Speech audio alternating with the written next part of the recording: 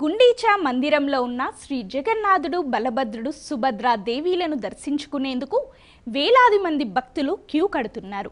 దేవతామూర్తులు శ్రీక్షేత్రం విడిచి 5 రోజులు అవుతోంది. 5వ రోజు గుండీచా మందిరంలో దర్శనమిస్తున్నారు. దీన్నే హేరా పంచమి అంటారు. రథయాత్ర సమయంలో 5 రోజుల పాటు తన ఇంటికి దూరంగా ఉన్న జగన్నాథుణ్ణి యోగక్షేమాలు తెలుసుకోవడానికి ఆయన సతీమణి అయిన లక్ష్మీదేవి గుండీచా ఆలయాన్ని సందర్శించే సంప్రదాయానికి ఈ పవిత్రమైన రోజు ప్రతీకగా నిలుస్తుంది.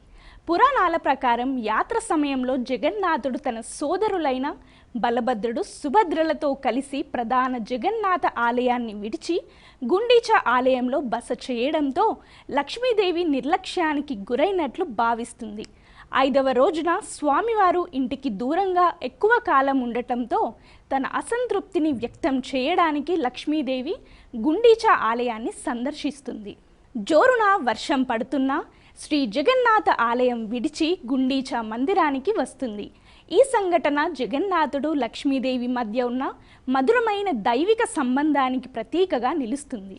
కదాచిత్ కాళింది తట విపిన సంగీత కరవో ముదాభీరి నారీ వదన కమలా స్వాద మధుపః రమా శంభు బ్రహ్మామరపతి గణేశార్చిత పదో జగన్నాథ స్వామి నయన పథగామి భవతు మే.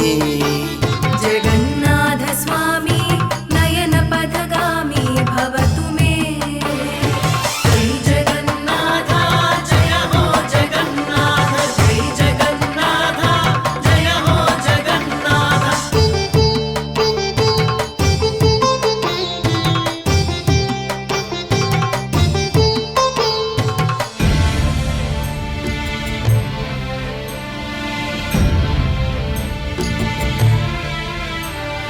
జై సవ్య వేణుం శిరసి శిఖిపించం కటితటే దుకూలం నేత్రాంతి సహచర కటాక్షం విదధతే.